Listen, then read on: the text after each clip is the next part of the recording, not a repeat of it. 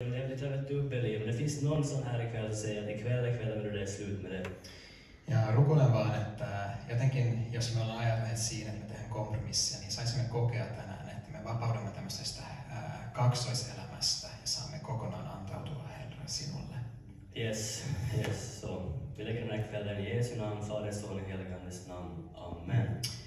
Isän ja Pojan ja Pyhän Hengen nimen ja annetaan tämä ilta sulle, Jeesus. Yes. Jag är Benjamin Wikström. Jag kommer från Tölby. Mä oon Benjamin Wikström ja mä tulen Tölbystä. Yes, och ja, före jag vill börja prata vill jag bara att vi ger en stor applåd till vårt härliga från Börö idag. Det är en glädje att se dem här. Ja, vi vill ge en stor applåd till er. Annetaan iso kiitos.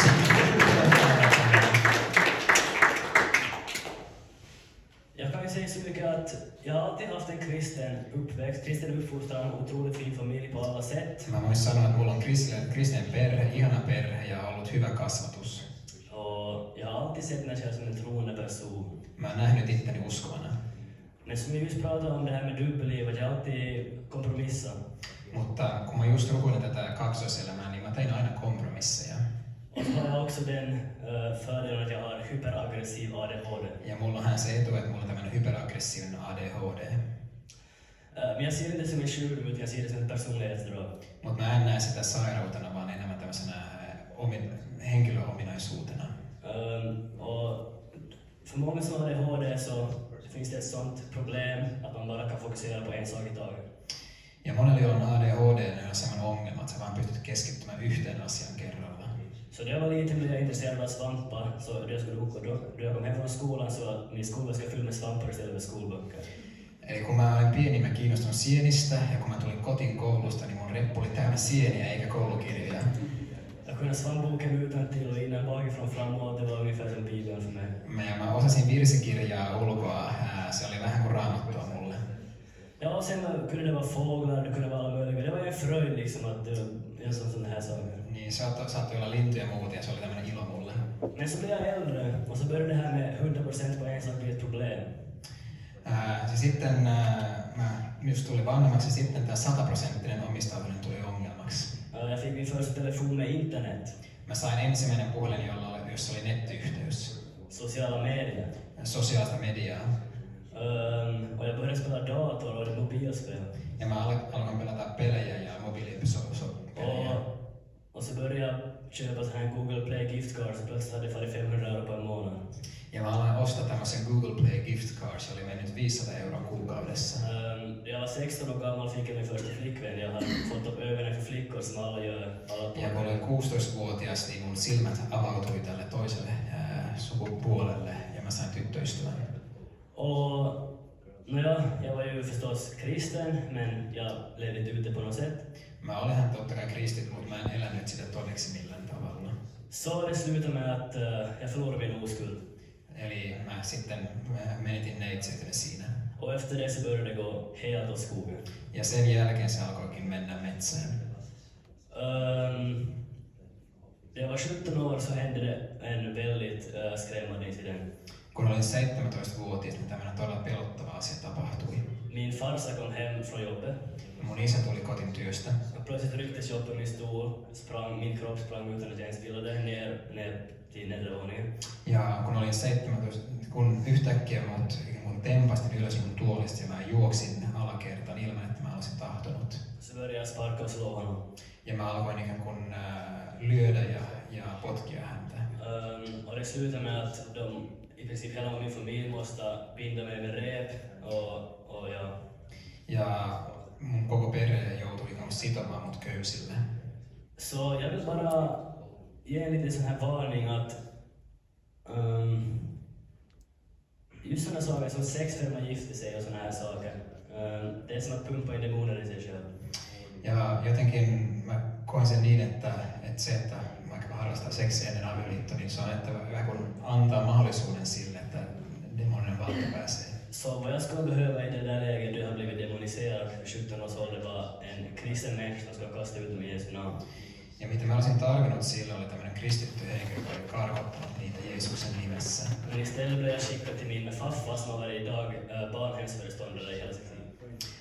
Men istället blev jag skickad till min farfar som var daghemsföreståndare i hela sitt liv. Eli mut lähetettiin mun isoisän luo, joka oli ollut tämmönen varhaiskasvatuksen johtaja koko elämänsä.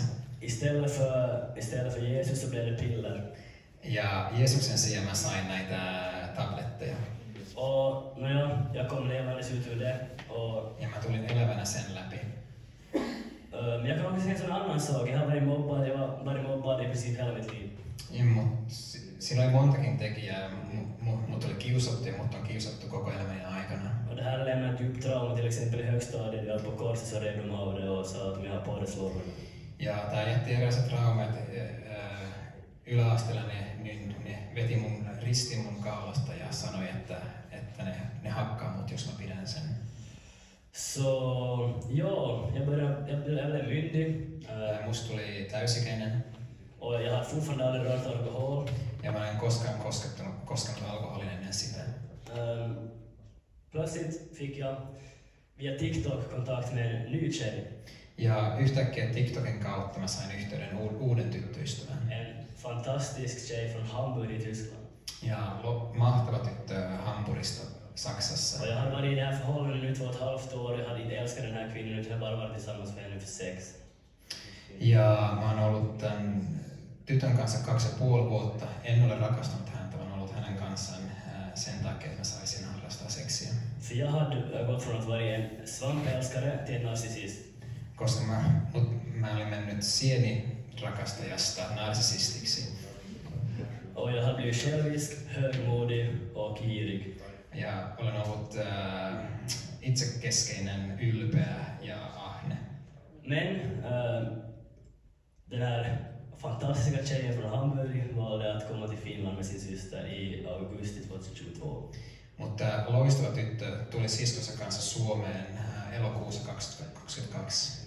Det slutade med att det här giftiga förhållandet jag var i tog slut, och samma dag som jag gjorde slut med henne blev jag faktiskt tillsammans med Anna från Tyskland. Ja tää ikään kuin myrkyllinen suhde loppui. Ja samana päivänä kun se loppui, niin musta tuli pari Annan kanssa, joka on myös Saksasta. Nu blir det här det här var kanske lite över gränsen nu, men det måste ändå sägas. Det första jag ville var att jag ville ha sex. Ja tää ehkä menee vähän rajan yli, mutta sen täytyy sanoa, että siinä missä mä olin, niin ensimmäinen asia mitä mä tahton oli totta kai seksiä. Fast hur jag än försöker så blev det inte av. Gud försöker hindra det var helt omöjligt. Ja vaikka kuinka yritin, niin se ei koskaan tapahtunut. Men till slut så fick jag en vilja igenom. Gud bestämde okej, you can have it. Men mä koisin, että lopuksi ikään kuin Jumala vaan ikään kuin jotenkin antoi sen tapahtua. Och det slutade med att det här förhållandet blev betydligt värre än det som var tidigare. Ja sen seurauksena tästä suhdesta tuli vielä pahempi kuin se edellinen. Det började med att hennes bästa kompis fick en crush på mig. Ja hänen parhaansa ystävänsä sai ikään kuin hän rakastui muuhun.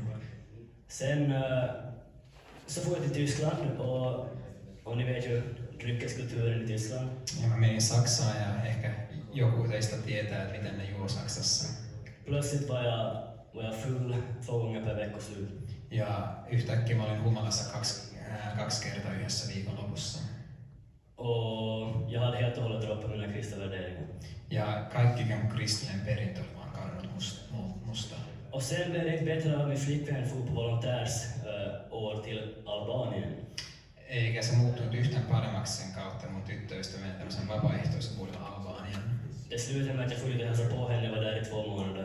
Mä menin sinne moikkaamaan häntä, mä olin siellä 2 kuukautta. Och i Albanien växer en weed ungefär lika vanlig som vanliga gräsmattor. Ja Albaniassa niin marihuana on yhtä tavallista kuin nurmikkoa. Så plötsligt var jag också en knarkare. Ja yhtäkkiä mä aloin käyttämään huumeita. Så där var cirkeln sluten. Jag hade testat på allting man kan testa på. Ja siinä jotenkin se ympyrä sulkitui, että mä olin vähän päästy kokeilemaan kaikki, mitä pystyy kokeilemaan. Jag kommer hem från Albanien. Mä tulin kotiin Albaniasta. Och jag blev tvingad till militären av min familj. Ja mun perhe pakottaa mut armeijaan. I militären upplevde jag min första ordentliga depression i mitt liv. Ja armeijassa mä koin ensimmäisen masennuksen mun elämässä. Mobbningen började igen, för För en sak som jag aldrig klarar av att se på är mobbning. Kiusaus alkaa taas, koska mä en ole koskaan pystynyt sietämään kiusamista. Så då andra blev slagna så gick jag emellan. Eli kun toisia lyötiin, niin mä menin väliin. Vilket resulterade det var sen jag som blev slagpåsen istället. Ja se aiheutti sen, että mut lyötiin muiden sijaan. Där hemma var det jobbigt, i miljön var det jobbigt. Eli kotona oli vaikeita, armeijassa oli vaikeita. Men så kom skänken från ovan. Kristliga bevärdingsgruppen togs upp igen efter en paus på 2 år på grund av corona. Mutta sitten tapahtui tämmöinen lahja ylhäältä, eli tämä kristillinen ryhmä elvytettiin 2 koronavuoden tauon jälkeen. Och vi blev skickade till Pieksämäki-lägret. Ja meitä lähetettiin tähän Pieksämäki-leiriin. På sista kvällen på Pieksämäki-lägret. Pieksämäki-leirin viimeisenä iltana. Klev upp en kvinna på scenen. Niin yksi nainen nousi lavalle. Hon stod och talade till oss ovanför på det här sättet. Ja hän seisoi tällä tavalla meidän yläpuolella. Och hon sa, det finns en person i publiken som är drabbad av depression och har ingen kärlek i sitt hem. On henkilö tässä yleisössä, jolla on masennusta, ei koe rakkautta siellä kotona. Och jag tar så här, aldrig i livet, det där sa någonting, jag tror inte Ja det. mä koisin, että ei missään hän ei sanonut tota, ei ollut totta. Så jag var så här på skämt, jag började kolla ut mig, jag satt där längst fram. Bra, vem är det? Ja mä katselin vähän tämmöisen vitsin ympärillä, että kukahan se voisi olla? Och då ser jag personen. Ja sitten mä näen sen henkilön. Aggressiv människa, 14 år gammal, flicka sitter i vänstra hörnet i det här lovsångsrummet. Mä näen, se on 14-vuotias tyttö, joka istui siinä nurkassa. Och efter 10 minuter av kanske ett övervägande, för jag kunde inte sluta tänka på det, så gick jag över och pratade med henne. Ja 10 vuoden tämmöisen pohdinnan jälkeen päätin mennä keskustelemaan hänen kanssaan. Och jag frågade henne några frågor, så sa jag att det finns en kvinna som vill prata med dig. Ja mä kysyin häntä muutaman kysymyksen, sitten sanoin, että on eräs nainen, joka halusi keskustella sun kanssa. Så hon gick på sitt livs första förbön. Eli hän meni siihen elämänsä ensimmäisen esirukoukseen. Och jag bad, Gud, snälla bara säga att visa mig tårar, visa mig någon form av liksom, någonting bara. Ja anna mun nähdä kyynele tai mitä tahansa, mikä jotenkin aiheuttaa jotain. Men ingenting hände. Mutta mitään ei tapahtunut. Den här flickan kommer tillbaks. Tyttö tulee takaisin. Och så frågar jag henne, är du kristen? Ja mä kysyn häntä, ootko uskova? Nej, jag är inte kristen. Ja hän vastaa, että mä en ole kristitty. Så frågar jag varför? Miksi et? Mä kysyn. Så säger hon, då jag mådde som sämst så bad jag till Gud, men jag fick ingen hjälp. Hän sanoi, että koska kun mä rukoilin, kun silloin kaiken huonointa, niin mä en saanut mitään apua. Och så visade det sig att allting som kvinnan sa faktiskt var sant. Ja sitten osoittautui, että kaikkien asioiden, mitä nainen oli sanonut, oli totta. Plötsligt började hon gråta. Ja yhtäkkiä hän alkoi itkemään. Plötsligt så ligger hon i min famn. Ja yhtäkkiä hän kun on mun sylissä.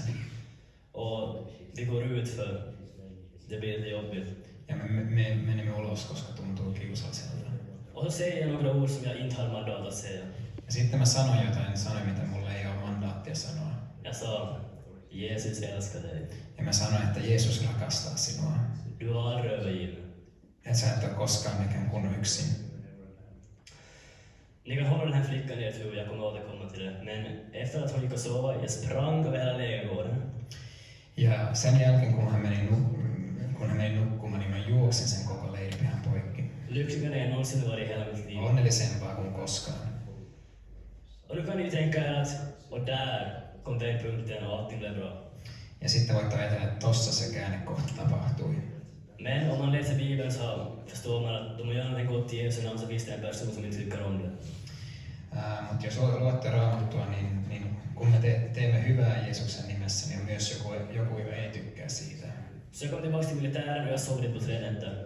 Ja mä tulin takaisin armeijaan ja mä en nukkunut 3 yöhön. Och plötsligt så började jag bete mig konstigt.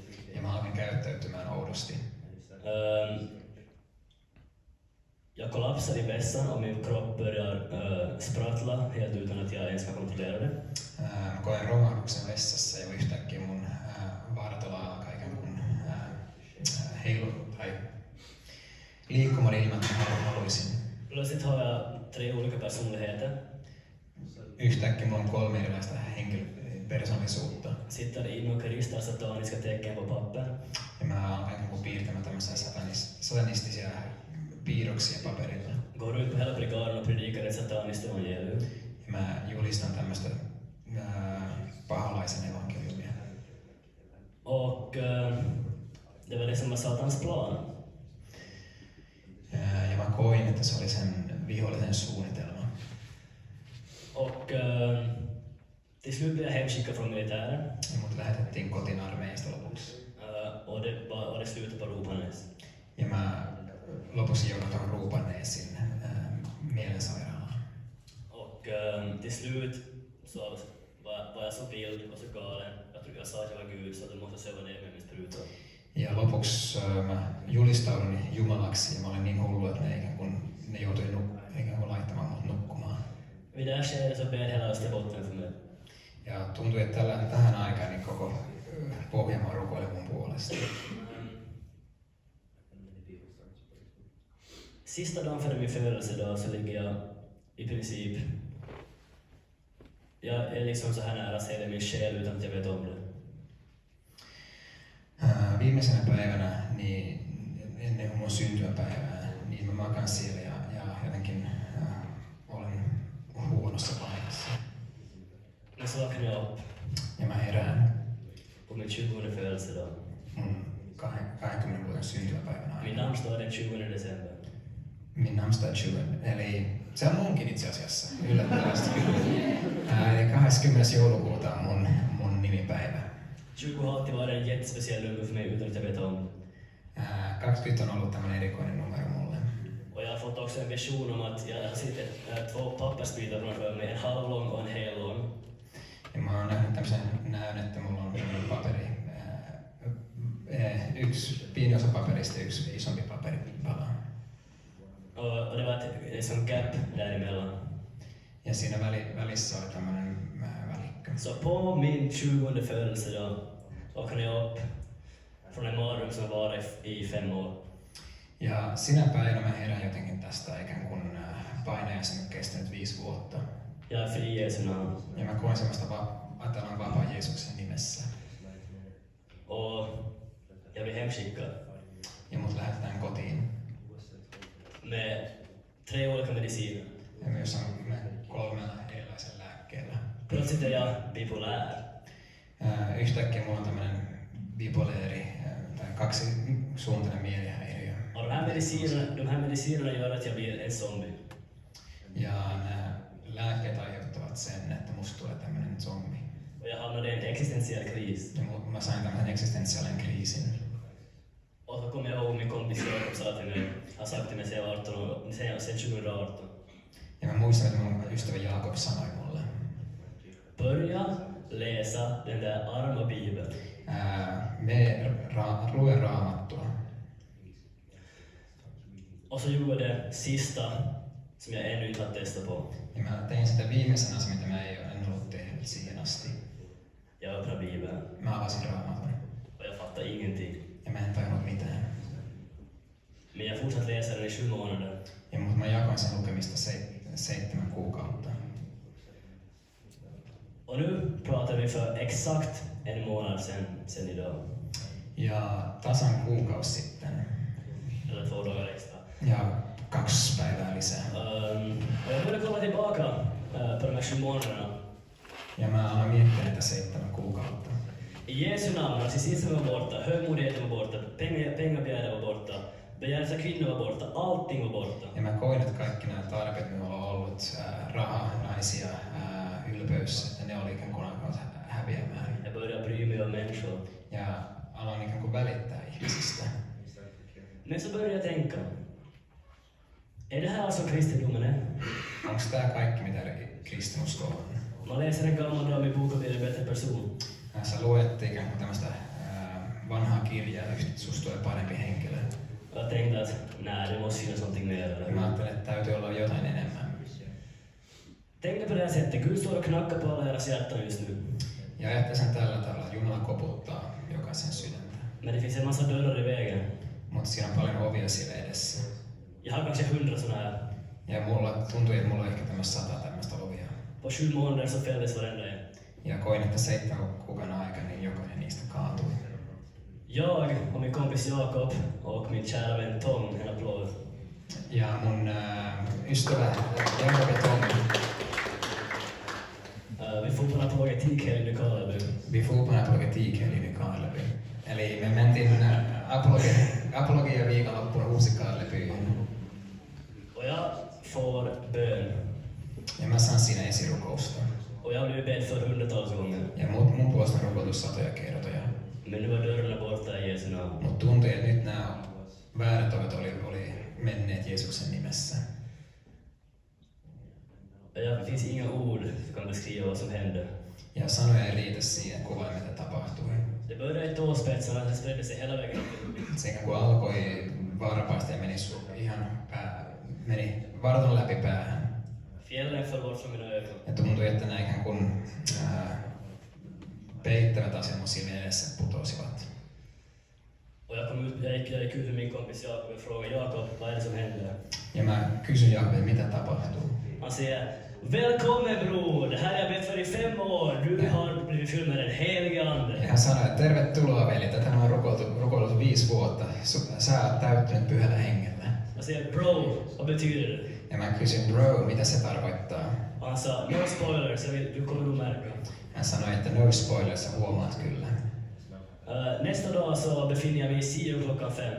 Ja seuraavana päivänä mä oon Sionin seurakunnassa kello 5. Otroligt förbryllad. Ja mä oon niin hämmentynyt. Och så kommer Anders Olin upp på scenen och säger, Ja sitten Anders Olin, joka on pastori, tulee lavalle. idag ska vi prata om den helige ande och vad som händer när den helige ande kommer in i ens kropp. Ja tänään puhutaan pyhästä hengestä, mitä tapahtuu, kun pyhä henki tulee jonkun vartaloon. Jag säger, halleluja, vilken timing! Ja mä sanon halleluja, mikä ajoitus. Och så börjar han säga, alla människor har en kallelse. Ja hän sanoi, että jokaiselle ihmisellä on kutsu. Alla människor kan bli frimodiga i Jesu namn. Ja jokainen ihminen voi tulla ikään kuin rohkeaksi Jeesuksen nimessä. Och så säger han, och pekar ut i publiken, Gud kan använda dig och dig och dig Ja hän sanoi, että Jumala voi käyttää sinua, sinua, sinua ja sinua. varenda dag. Ja joka päivä. Och det här var, jag hade aldrig tänkt på det här på det sättet. Ja mä en ole koskaan ajatellut sen tällä tavalla. Så jag kommer hem Niin mä tulen kotiin och jag öppnar min bibel. ja mä avaan mun raamattua. Helt ny bok. Ja ihan uusi kirja. Aldrig läst något liknande. Mä en ole koskaan lukenut jotain vastaavaa. Jag kunde inte sluta läsa vem jag skulle besöka. Mä en pystynyt lopettamaan sitä raamatun lukua. Och så plötsligt kommer det extrem behov att bara be. Ja sitten tulee tämmönen ikään kuin polttava tarve rukoilla. Jag kan säga bara tolken för varenda en som sitter i publiken idag. Ja jotenkin mä rukoilen melkein jokaisen puolesta, joka istuu Det täällä. fanns ingen person som jag kände mig inte bara för. Ja mä en tuntenut ketään, jonka puolesta mä en rukoillut. Och jag har aldrig lyssnat på lovsång i hela mitt liv på egen hand. Ja mä en ole koskaan kuuntellut yksin ylistysmusiikkia. Jag lyssnade på Lil Uzi Vert och A$AP Rocky. Hän kuunteli jotain muita artisteja. Och så började jag lyssna. Ropa till Gud. Ja sitten mä kuuntelin hela vår jord. tätä biisiä. Jag gråter. Ja mä itken. Och så knäböjer jag på sängen. Ja mä polvistun sängyn eteen. Och säger Gud. Ja mä sanon Jumala.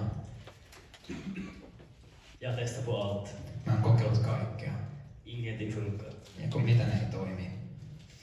Det finns inget världsligt eller materiellt som kan tillfredsställa mina behov.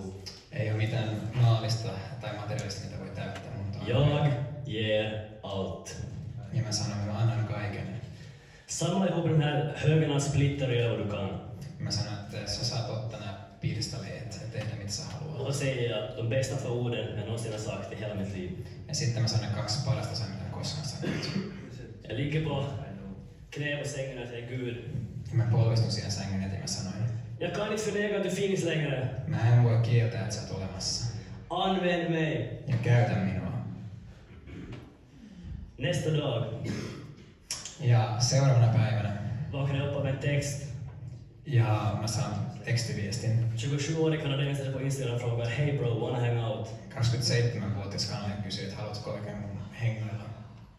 Visar sig att han är troende men har ingen kristen gemenskap. Jotkut sanoo, että hän on uskoo, mutta hänellä ei ole kristillistä yhteisöä. Och så säger jag, det är lugnt. Mä sanon, että se ei ole mitään ongelmaa. Jag kan introducera dig till mina kristna bröder och systrar som du plötsligt kallar dem för. Mä voin ikään kuin esittää sut mun kristilliselle siskolle veljelle. Och så säger han, ni vet amerikaner, bro, no, ain't no way fam. I had this feeling in my heart that I should text you and I don't know why. Yes, mitä hän sanoi. Och jag liksom, han skjutsade hem mig och jag liksom bara, jag prisar Gud. Jag bad det här om för 12 timmar sedan det hände. Hän ajoi mut kotiin, mä ylistin Jumalaa ja tää oli 12 tuntia sen jälkeen. Plötsligt sitter jag där hemma och lyssnar på Billy Graham. Yhtäkkiä mistä siellä kotona ja kuuntelen Billy Grahamia. Och familjen är hemma och jag ropar Amen! Ja mä huudan Amen. Och då funderar jag vad jag fått för fel. Ja nyt mietin, minkälaisen virheen mä saanut. Plötsligt sitter jag där hemma och sjunger lovsånger. Ja yhtäkkiä mistä siellä kotona ja laulan ylistyslauluja. Och min familj förstår, de känner inte igen mig längre. Ja mun perhe ei tunnista mut. Jag har alltid haft en märklig önskan att jag skulle kunna ha, mitt hår var jättefint och jag har alltid haft en önskan att ha lockigt hår. Mulla on aina ollut semmonen toive, että mulla olisi kiharatukka. Den dagen jag blev frälst vaknade jag upp nästa morgon och jag har lockigt hår. Ja siinä mä pelastin, kun mä heräsin seuraavan päivänä, mulla oli tämmönen kiharatukka. En ny identitet i Jesu namn. Uusi identiteetti Jeesuksen nimessä. Men jag stötte på några problem. Jag har svårt att skilja på den heliga Andes röst och på den ondes röst. Ja, mut sit kohdannut tämmösen ongelman. Jag blev rastlös. Joo. Mä mietin vaan Benjamin, onko tässä tulossa ikään kuin tämmönen osio 2 nyt tällä hetkellä vai? Joo, osio 2. No mietin, että olisiko jossain vaiheessa mahdollista säästää jotain sille seuraavalle kerralle.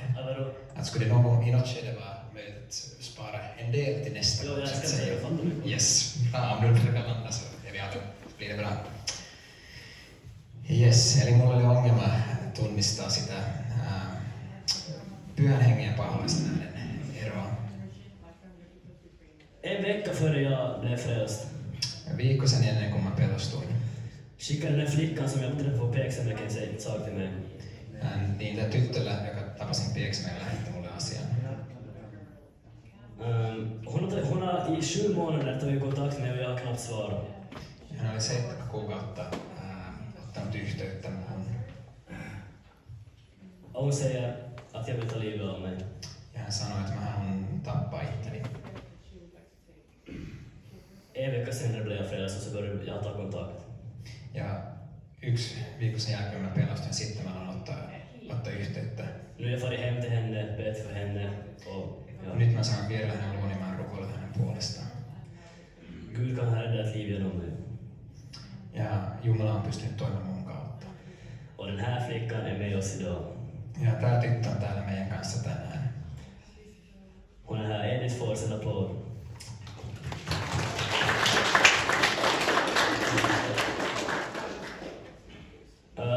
En sista sak. Viimeinen asia. När jag var 17 år fick jag ett profetiskt ord.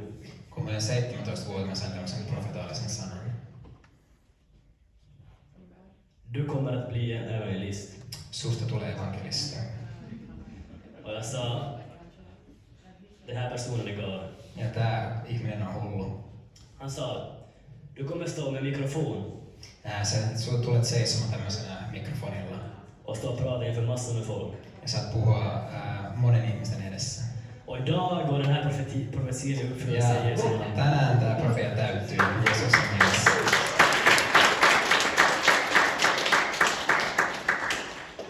Så jag vill bara uppmuntra, om det finns någon här ikväll som känner att det är inte riktigt ännu helt rätt med Jesus. Eli mä haluaisin vaan ikään kuin rohkaista, jos tässä on joku tänään, joka tuntee, että ne ei tunne, että ne on ihan ikään kuin oikein hyvässä suhteessa Jeesuksen kanssa. Tonight is the night, guys. Tonight is the night, eli tänään on se ilta. Så med de orden så lämnar jag den här scenen. Jag hoppas att mitt vittnesbörd fick hjälpa någon. Och ja, tack för att du fick den här möjligheten.